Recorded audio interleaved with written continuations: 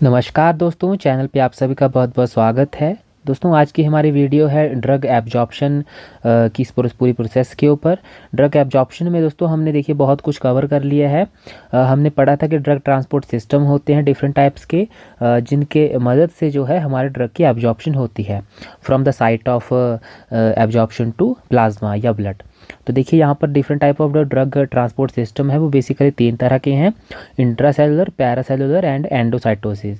इस बारे में हमने जो है पिछली वीडियो में डिस्कस कर लिया था। आज देखिए यहाँ पर इंट्रासेलुलर ट्रांसपोर्ट सिस्टम जो कि फर्दर क्लासिफाइड है passive transport system and active transport system में। इसी में हम जो है पैसिव ट्रांसपोर्ट की बात करेंगे। तो देखिए पैसिव ट्रांसपोर्ट दोस्तों, यहाँ पर हम पैसिव ट्रांसपोर्ट के बारे में अगर बात करें तो पहला सवाल कि पैसिव ट्रांसपोर्ट में जो पैसिव डिफ्यूज़न जो हम पढ़ने वाले हैं अभी, तो उसको पैसिव डिफ्यूज़न क्यों कहा जाता है। 2 टर्म्स हमने अभी ऊपर देखी, passive and active. Passive and active, तो सबसे पहले इसी के ऊपर बात कर लेते हैं। तो देखिए पैसिव डिफ्यूज़न में दोस्तों होता क्या है कि जो हमारा डिफ्यूज़न होता है वो डिफ्यूज़न हमारा जो है उसमें किसी भी तरह के एनर्जी की रिक्वायरमेंट नहीं होती। No energy required, no energy required, इसीलिए इसको पैसिव डिफ्यूज़न कहते हैं, क्योंकि इसमें डिफ्यूज़न में जो प्रोसेस है डिफ्यूज़न की वो पैसिव रहती है, यानी कि उसमें किसी तरह की एनर्जी की रिक्वायरमेंट नहीं होती। तो देखिए अब एनर्जी की रिक्वायरमेंट नहीं होती तो हमारा जो ड्रग है वो मूव कैसे करती है, तो दोस्तों वो मूव करती है कंसंट्रेशन ग्रेडियंट की वजह से। कंसंट्रेशन ग्रेडियंट, या दूसरे शब्दों में हम कहें तो कंसंट्रेशन ग्रेडियंट जो है यहाँ पर एज अ ड्राइविंग फोर्स जो है, ड्राइविंग फोर्स एक्ट करता है। It provides a force to move drug molecules from intestine to blood। तो देखिए यहाँ पर कंसंट्रेशन ग्रेडियंट हमारा ड्राइविंग फोर्स की तरह काम करता है और इसी की वजह से जो है पैसिव डिफ्यूज़न की जो प्रोसेस है ये टेक प्लेस करती है। तो देखिए यहाँ पर पैसिव डिफ्यूज़न को जो है एक और जो है इसका नाम है, तो पैसिव डिफ्यूज़न को नॉन आयनिक डिफ्यूज़न भी कहते हैं। Non ionic diffusion,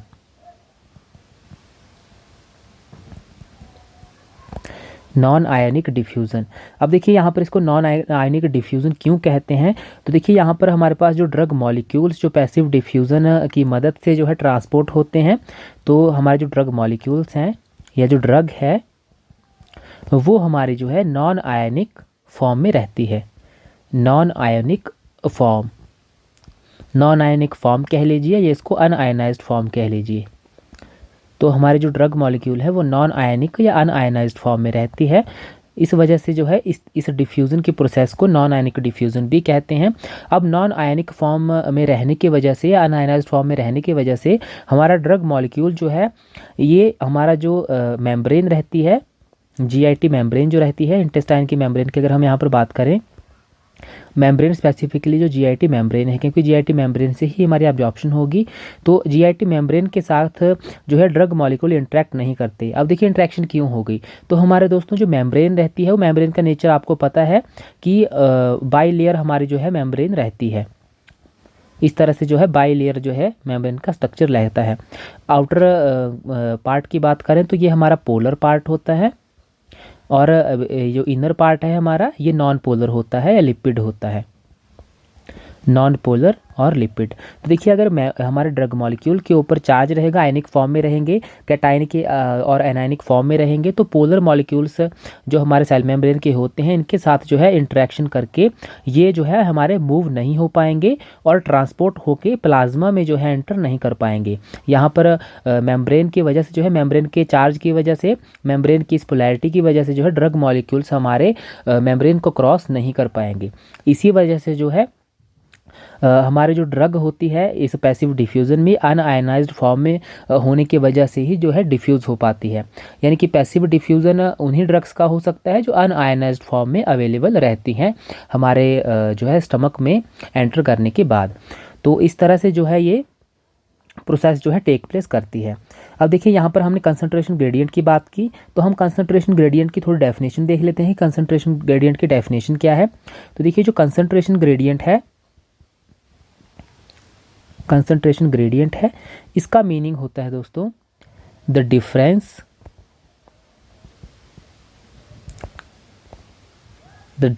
in concentration of drug on either side of membrane. The difference in concentration of drug on either side of membrane. Membrane यहाँ पर जीआईटी की बात हो रही है, जीआईटी मेम्ब्रेन की यहाँ पर बात हो रही है. अब दोस्तों देखिए जीआईटी मेम्ब्रेन में हम यहाँ पर इंटेस्टाइन का एग्जाम्पल ले लेते हैं. इंटेस्टाइन का यहाँ पर एग्जाम्पल ले लेते हैं. फॉर एग्जाम्पल ये हमारी जो है स्मॉल इंटेस्टाइन है, ये हमारे स्मॉल इंटेस्टाइन है. इस तरह से जो है इसका स्ट्रक्चर रहता है स्मॉल इंटेस्टाइन का. अब स्मॉल इंटेस्टाइन में यहाँ पर स्मॉल इंटेस्टाइन के साथ जो है ब्लड वेसल्स जो है अटैच रहती हैं, क्योंकि यहाँ से जो कुछ भी एब्जॉर्ब होगा वो इन्हीं ब्लड वेसल्स के थ्रू जो है आगे जाता है. तो हम मान लेते हैं कि ये जो ग्रीन कलर में है ये ब्लड वेसल्स हैं. इस तरह से जो है ये इसके साथ रहती हैं, ये हमारे ब्लड वेसल्स हैं. यहाँ से मैं छोटा सा पार्ट जो है इसको लेके यहाँ पर हम ऑब्जर्व करके देखेंगे कि यहाँ पर एक्चुअल प्रोसेस क्या हो रही है. तो देखिए मैं यहाँ से छोटा सा पार्ट उठा लेता हूँ और इसको यहाँ पर हम थोड़ा एनालाइज करके देखते हैं कि एक्चुअल में प्रोसेस क्या हो रही है. तो यहाँ पर जो है ये इंटेस्टाइन है और ये इंटेस्टाइन के साथ जो है हमारी ब्लड वेसल है. इस तरह से ये हमारी ब्लड वेसल है. और यहाँ पर हम ये जो बीच में ये जो पार्ट है इसको हम मान लेते हैं ये मेम्ब्रेन पार्ट है, ये मेम्ब्रेन है. ये मेम्ब्रेन एक्चुअली एक बैरियर की तरह काम कर रही है, barrier between intestine and blood.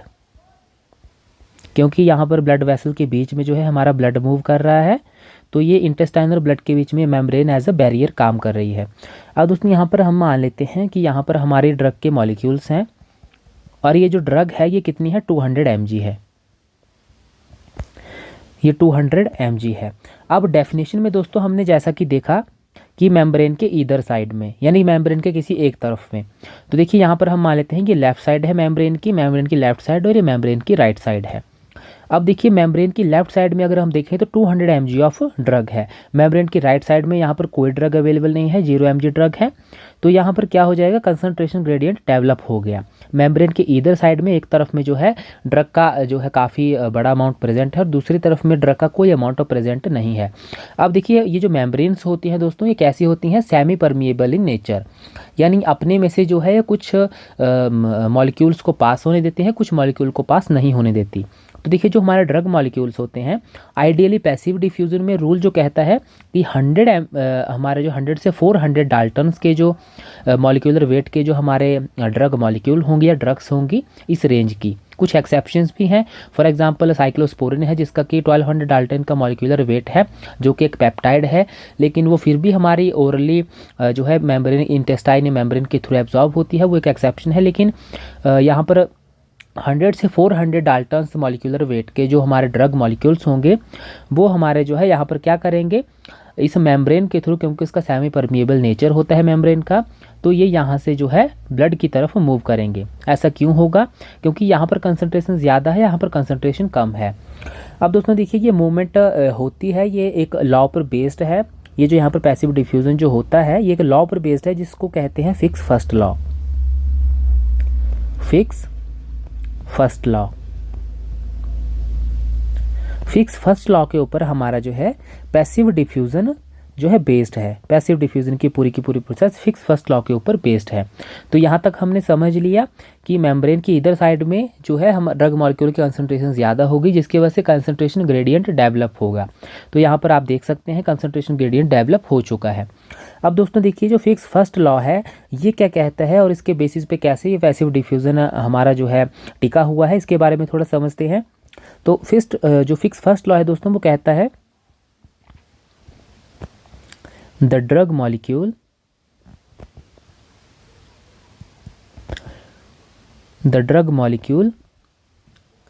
diffuses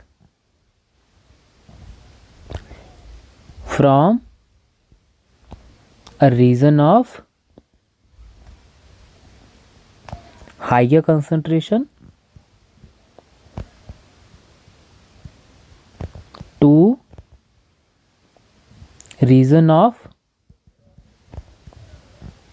lower concentration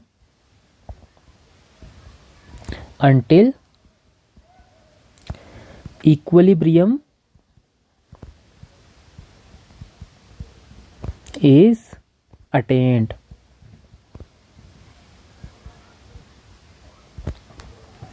तो फिक्स फर्स्ट लॉ की जो डेफिनेशन है वो क्या है कि जो हमारा ड्रग मॉलिक्यूल है वो डिफ्यूज होगा from a region of higher concentration to the region of lower concentration. और ऐसा कब तक होगा, ये मूवमेंट कब तक चलेगी, जब तक कि इक्विलिब्रियम जो है अटेन नहीं हो जाता।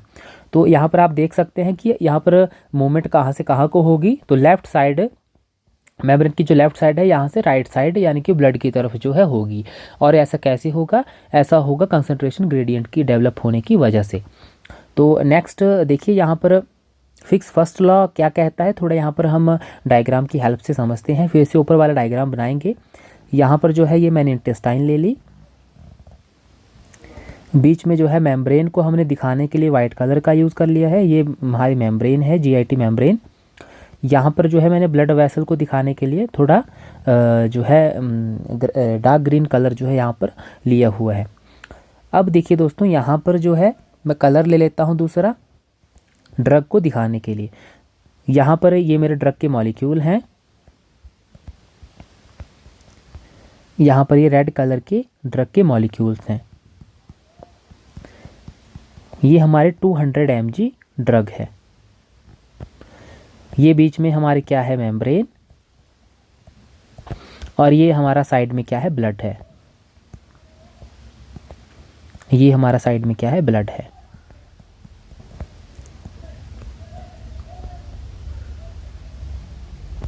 अब कंसंट्रेशन ग्रेडियंट डेवलप होने की वजह से होगा क्या, यहाँ से ये ड्रग के जो मॉलिक्यूल हैं ये इस मेम्ब्रेन को पास करके कहाँ जाएंगे, ब्लड में जाएंगे। अब देखिए फिक्स फर्स्ट लॉ की अगर हम माने यहाँ पर, तो देखिए होगा क्या, फिक्स फर्स्ट लॉ के अकॉर्डिंग अगर हम देखें तो ये यहाँ पर मूवमेंट जो है चलती रहेगी। कब तक चलेगी, जब तक कि यहाँ पर 100 mg और इस ब्लड में 100 mg बराबर नहीं हो जाता, जब तक कि यहाँ पर मेम्ब्रेन के लेफ्ट साइड और राइट साइड में दोनों तरफ जो है amount of drug molecules equal नहीं हो जाते, तब तक ये हमारे जो डिफ्यूज़न की प्रोसेस है ये चलेगी।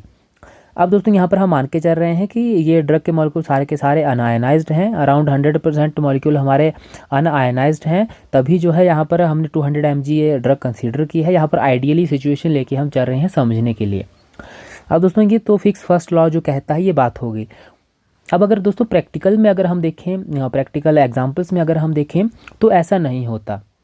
ये 100 और 100 की सिचुएशन जो है ये सिचुएशन नहीं बनती। ऐसा क्यों होता है, तो देखिए यहाँ हमारे पास यहाँ पर ब्लड में जो भी ड्रग जाएगी वो ब्लड में तो नहीं रहेगी। ये हमने पढ़ा हुआ है कि जैसे ही ब्लड में हमारे ड्रग पहुँचती है तो ब्लड से जो है वो कहाँ जाती है, एक्स्ट्रा वस्कुलर सिस्टम में।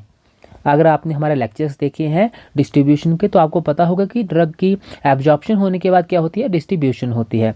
यानी ड्रग ब्लड में रीच करने के बाद उसके बाद कहाँ जाती है, एक्स्ट्रा वस्कुलर सिस्टम में या एक्स्ट्रा वस्कुलर टिश्यूज़ में।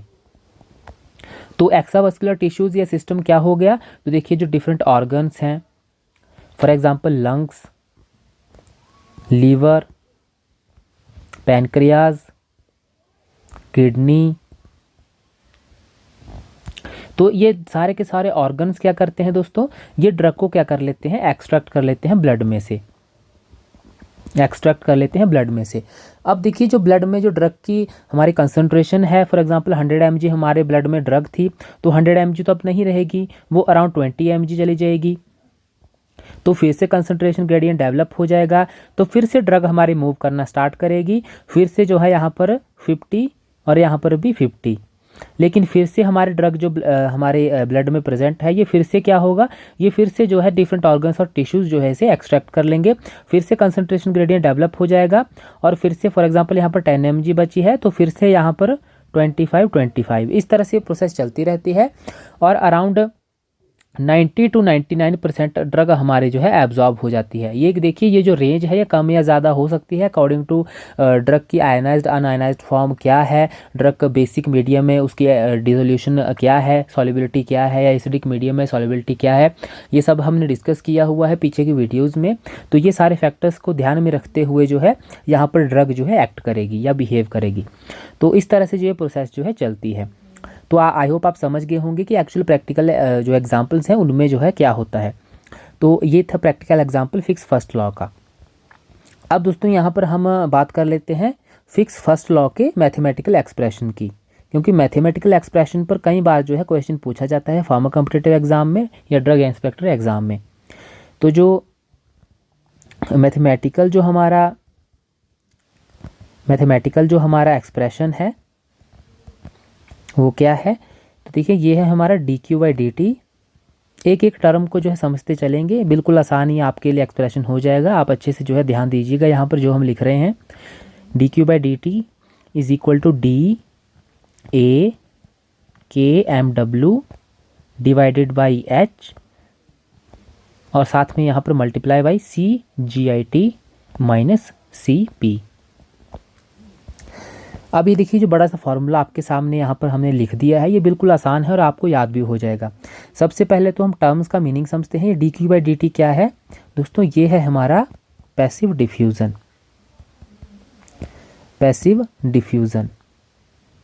Rate of passive diffusion.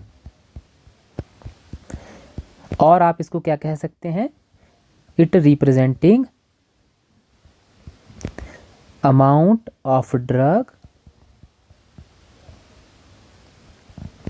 Entering into blood. देखिए ये हमारा रेट ऑफ पैसिव डिफ्यूज़न है और ये साथ में इसको हम ये साथ में और क्या रिप्रेजेंट कर रहा है, तो ये रिप्रेजेंट कर रहा है amount of drug entering into blood. Passive diffusion का मीनिंग ही है कि हमारे ब्लड में कितनी ड्रग जो है डिफ्यूज़ हो रही है। तो यहाँ पर ये dq/dt हमें रिप्रेजेंट भी कर रहा है रेट ऑफ या amount of drug entering into the blood. अब दोस्तों देखिए यहाँ पर ये जो dq/dt हमारा पैसिव डिफ्यूज़न जो है, रेट ऑफ पैसिव डिफ्यूज़न है, इसकी यूनिट्स होती हैं अमाउंट पर यूनिट टाइम, यानी कि कितने टाइम में कितना अमाउंट हमारा जो है डिफ्यूज़ कर रहा है, अमाउंट पर यूनिट टाइम, इसकी जो है यूनिट्स होती हैं। नेक्स्ट हमारा जो है डी, यहाँ पर ये डी जो लिखा है, इस डी का मतलब होता है डिफ्यूजिविटी या डिफ्यूज़न कोफिशिएंट, इसको आप कह सकते हैं डिफ्यूज़न कोफिशिएंट। तो ये डिफ्यूज़न कोफिशिएंट डिफ्यूजिविटी क्या है दोस्तों, तो सबसे पहले इसकी यूनिट्स अगर हम देखें, यूनिट से जो है क्लियर हो जाएगा। तो इसकी यूनिट होती हैं एरिया पर यूनिट टाइम। तो डिफ्यूजिविटी बेसिकली हमारा दोस्तों क्या है, ये है हमारा कि यूनिट टाइम में जो है यूनिट एरिया में से यूनिट टाइम में यूनिट एरिया में से कितनी हमारे जो ड्रग है वो क्रॉस हो रही है। यहाँ पर अगर मैं थोड़ा इमेज आपके सामने बनाऊँ तो देखिए यहाँ पर समझने के लिए जो है हम एग्जांपल देख लेते हैं। देखिए जो हमारे स्मॉल इंटेस्टाइन जो है इसका जो एरिया होता है दैट इज़ एब्जॉर्प्टिव एरिया, यानी कि जो इसका एब्जॉर्प्टिव एरिया होता है जितने एरिया में ये जो है एब्जॉर्प्शन करती है स्मॉल इंटेस्टाइन, वो अराउंड 250 मीटर स्क्वायर होता है। 250 मीटर स्क्वायर दोस्तों लगभग समझ लीजिए कि एक टेनिस कोर्ट, 1 टेनिस कोर्ट के अराउंड इसका एरिया होता है। तो अगर मैं यहाँ पर 1 मीटर स्क्वायर के एरिया में लूँ, यहाँ पर मैंने एग्जांपल के लिए यहाँ पर 1 मीटर स्क्वायर का एरिया ले लिया, 1 मीटर। तो 1 मीटर स्क्वायर का मैं अगर मैं एरिया लूँ तो और मैं यहाँ पर टाइम लूँ 1 आवर, तो ये जो हमारा डिफ्यूजिविटी है ये क्या शो कर रहा है कि हमारा यूनिट एरिया में से यूनिट टाइम में कितने जो ड्रग मॉलिक्यूल हैं वो क्रॉस हो रहे हैं इस यूनिट एरिया में से यूनिट टाइम में, यानी कि 1 मीटर स्क्वायर एरिया में से 1 घंटे में कितने हमारे ड्रग मॉलिक्यूल जो हैं पास हुए, ये हमारे जो है डिफ्यूजिविटी या डिफ्यूज़न कोफिशिएंट जो है कहलाएगा। तो ये हुआ हमारा डिफ्यूजिविटी या डिफ्यूज़न कोफिशिएंट। और आपको पता है कि क्रॉसिंग जो है इसको क्या कहते हैं, फ्लक्स। ये जो हमारे मॉलिक्यूल क्रॉस कर रहे हैं इसी को जो है फ्लक्स भी कहते हैं, कि number of molecules crossed in per unit area in per unit time. तो ये हमारा हो गया डी। अब नेक्स्ट अगर हम बात करें तो नेक्स्ट हमारा है ए।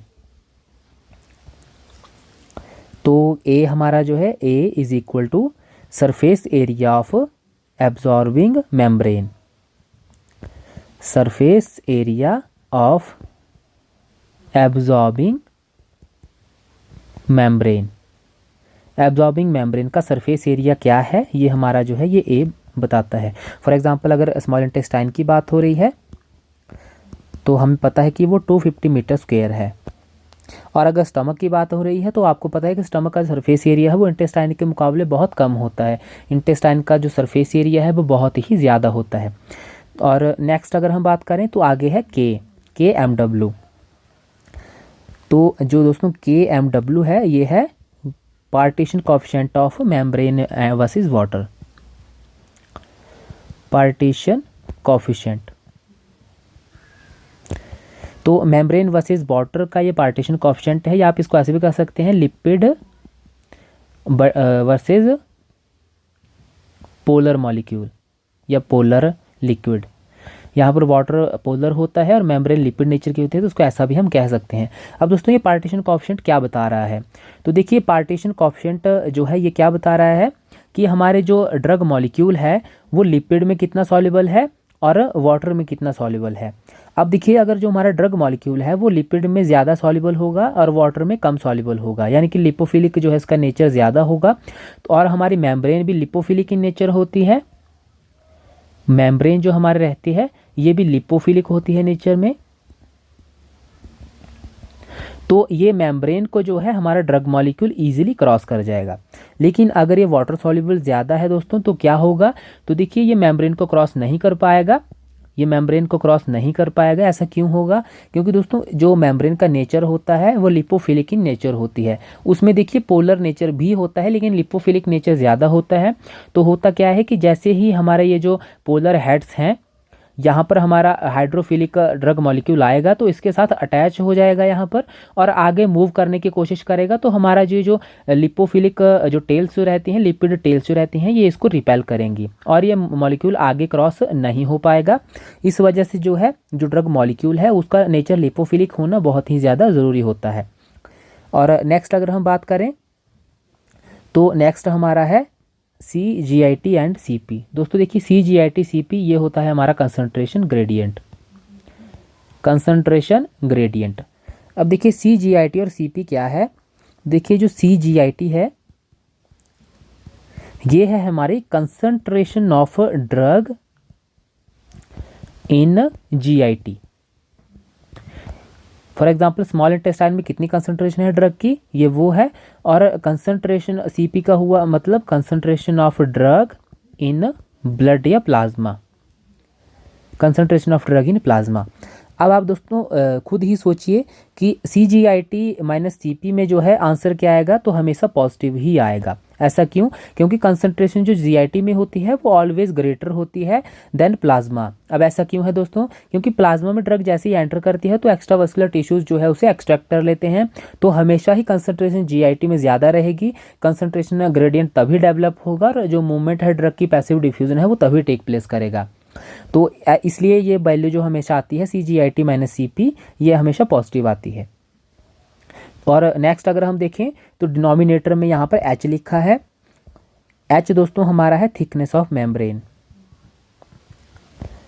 Thickness of membrane. अब दोस्तों देखिए जो मेम्ब्रेन की थिकनेस है ये जितनी कम होगी उतना ही जो डिफ्यूज़न की प्रोसेस है वो फास्टर होगी, और ये जो थिकनेस जितनी ज़्यादा होगी ड्रग मॉलिक्यूल को क्रॉस करने में उतना ही ज़्यादा टाइम लगेगा, और जो हमारी प्रोसेस है एब्जॉर्प्शन की वो स्लोअर होगी। तो दोस्तों यहाँ पर ये जो सारे हमने पैरामीटर देखे, मैं फिर से आपके सामने एक बार फॉर्मूला लिख देता हूँ। dQ/dt which represent the rate of diffusion is equal to DAK MW, that is diffusivity, surface area of absorbing membrane, and K is partition coefficient, divided by H हमारी thickness of membrane, CGIT minus CP, concentration of drug in GIT minus concentration of drug in plasma। तो देखिए अगर यहाँ पर मैंने formula लिख दिया है तो यहाँ से हमें देखिए कुछ इन्फॉर्मेशन मिलती है। पहली इन्फॉर्मेशन हमें क्या मिल रही है कि जितनी ज़्यादा जो थिकनेस होगी मेम्ब्रेन की उसकी, तो रेट ऑफ डिफ्यूज़न हमारा उतना ही ज़्यादा क्या होगा, स्लोअर होगा। डिफ्यूज़न उतना ही ज़्यादा स्लोअर होगा। और सरफेस एरिया की बात भी हमने देख ली कि जितना ज़्यादा सरफेस एरिया उतना ही इफेक्टिव हमारा डिफ्यूज़न होगा। तो यहाँ से एक पॉइंट आपने याद रखना है कि स्टमक और इंटेस्टाइन में अगर हम कंपेयर करें, आपको पता है स्टमक से भी एब्जॉर्प्शन होती है, इंटेस्टाइन से भी एब्जॉर्प्शन होती है। तो स्टमक और इंटेस्टाइन को अगर हम कंपेयर करें तो जो इंटेस्टाइन में जो एब्जॉर्प्शन रेट होता है दोस्तों, इंटेस्टाइन में जो एब्जॉर्प्शन का रेट होता है वो क्या होता है, फास्टर देन स्टमक। अब ऐसा क्यों है, क्योंकि इंटेस्टाइन का जो सरफेस एरिया है वो कितना है 250 मीटर स्क्वायर, स्टमक के मुकाबले बहुत बहुत ज़्यादा है। और वहीं जो इंटेस्टाइन की जो मेम्ब्रेन की थिकनेस होती है वो स्टमक के मुकाबले क्या होती है, कम होती है, लो होती है। थिकनेस क्या होती है, लेस। तो इसी वजह से जो है हमारे इंटेस्टाइन में एब्जॉर्प्शन रेट क्या होता है, मोर फास्टर देन स्टमक। दूसरा अगर दोस्तों हम देखें तो ये प्रोसेस पूरी की पूरी क्या है, ये डाउनहिल प्रोसेस है। डाउनहिल प्रोसेस का मीनिंग जो है क्या है, डाउनहिल प्रोसेस का मीनिंग है कि इसमें एनर्जी की रिक्वायरमेंट नहीं होती, कोई भी एनर्जी जो है इन्वॉल्व नहीं होती, ये खुद ब खुद जो है प्रोसेस हो जाती है कंसंट्रेशन ग्रेडियंट के डेवलप होने की वजह से। अब फॉर एग्जांपल आप देखिए यहाँ पर बड़ी सी एक हिल है, एक बड़ा से यहाँ पर जो है हिल है, और यहाँ पर कोई जो है, यहाँ पर फॉर एग्जांपल कोई जो है यहाँ पर रॉक है ये। अब इस रॉक को जो है नीचे गिराना है तो क्या हमें जोर लगाने की जरूरत पड़ेगी, ये इस स्लोप पर से खुद ब खुद ही जो है नीचे आ जाएगी। ऐसा कैसे हुआ, क्योंकि ये रॉक जो है हमारे जो है हिल के टॉप पर खड़ी है, और टॉप से इसको नीचे आने के लिए जो है ये खुद ब खुद ही स्लोप के कारण जो है खुद ब खुद ही नीचे आ जाएगी। यानी कि स्लोप यहाँ पर एक हमारे पास ड्राइविंग फोर्स का काम करेगी। तो इसीलिए जो है इस प्रोसेस को भी, पैसिव डिफ्यूजन को भी इसी एग्जांपल की वजह से डाउन हिल प्रोसेस कहा गया है कि ये डाउन नीचे की तरफ जो है हिल से खुद ब खुद ही, जैसे ये रॉक आ रही है उसी तरह से प्रोसेस भी खुद ब खुद ही बिना किसी एनर्जी के हो जाती है। वहीं जो एक्टिव प्रोसेसेस होते हैं दोस्तों वो अप हिल प्रोसेस की कैटेगरी में आती हैं। अप हिल प्रोसेसेस उनको कहा जाता है। अब ऐसा क्यों है, फॉर एग्जांपल अब ये रॉक यहाँ पर है और हमें इस रॉक को यहाँ से ऊपर तक ले जाना है, तो यहाँ पर क्या लगेगी, एनर्जी लगेगी। बिना एनर्जी को तो ये ऊपर नहीं जा सकती, तो यहाँ पर एनर्जी लगेगी, तो इसीलिए इसे अप हिल, क्योंकि यहाँ पर एनर्जी लगा के इसे अप करना पड़ेगा, तो इसीलिए एक्टिव प्रोसेसेस को, एक्टिव डिफ्यूज़न को, एक्टिव प्रोसेसेस को डिफ्यूज़न की अप हिल प्रोसेस कहा जाता है। तो दोस्तों ये थी इंफॉर्मेशन हमारी पैसिव डिफ्यूज़न के बारे में। आई होप आपको पैसिव डिफ्यूज़न क्लियर हो गया है और आपको ये मैथमेटिकल एक्सप्रेशन भी जो है समझ आ गया होगा। अब दोस्तों मैथमेटिकल एक्सप्रेशन में थोड़ा सा एक मॉडिफिकेशन देख लेते हैं, क्योंकि बुक में भी मॉडिफिकेशन दिया हुआ है। तो देखिए dQ/dt, मैं एक बार फिर से आपके लिए फॉर्मूला लिख रहा हूँ, dAkmw / h CGIT - CP। अब इसमें थोड़ी सी मॉडिफिकेशन बुक में बताई गई है, उसी मॉडिफिकेशन को मैं आपके सामने रखूँगा। दोस्तों ध्यान से देखिए, यहाँ पर diffusivity, surface area, partition coefficient और थिकनेस, क्या ये चेंज होने वाले पैरामीटर हैं? जी नहीं, चेंज होने वाले पैरामीटर नहीं है। जो हमारी थिकनेस होगी मेम्ब्रेन की वो कभी चेंज नहीं होगी, जो जैसी है वैसी ही है। डिफ्यूजिविटी क्या चेंज हो सकती है? बिल्कुल नहीं। सरफेस एरिया चेंज हो सकता है इंटेस्टाइन का? बिल्कुल नहीं। पार्टीशन कोएफिशिएंट किसी ड्रग का चेंज हो सकता है? बिल्कुल नहीं। तो ये किसी भी पर्टिकुलर ड्रग के लिए पर्टिकुलर कंडीशन में क्या होंगे, ये कांस्टेंट होंगे, इनकी वैल्यू चेंज नहीं होगी। तो इस पूरी की पूरी टर्म को दोस्तों DAkmw और h इसको सब्स्टिट्यूट किया जाता है टर्म P से। P का मतलब होता है दोस्तों परमिएबिलिटी कोएफिशिएंट। परमिएबिलिटी कोएफिशिएंट जो है हमारा क्या है, तो परमिएबिलिटी की डेफिनेशन जो होती है वो होती है permeability is the ease with which drug can easily penetrate